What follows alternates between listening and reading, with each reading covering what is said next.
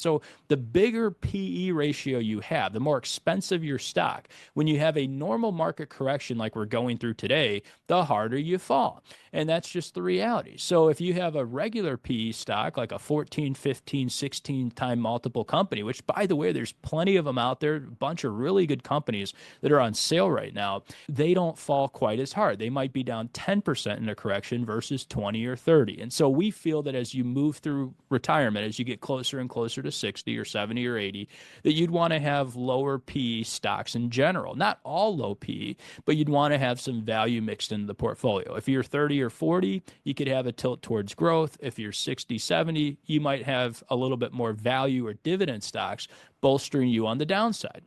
And so the construction of the portfolio also makes a huge impact on your long-term plan. If we can keep you away from these wild swings, we may not every single year put up face ripper 30% returns, but our job is to keep you in the middle of the road so you don't have these massive drawdowns when times get tough. And I think if you do that over time, you're rebalancing along the way, you're going to experience this thing called sector rotation. And so this is the lifeblood of a long-term bull market, which I think we're in today. And you just have to remember when CNBC or Fox Business, they're talking about the S&P 500, they're literally talking about 500 unique different companies. Some of them are energy companies. Some of them are utilities. Some of them are financial. Some of them are tech companies.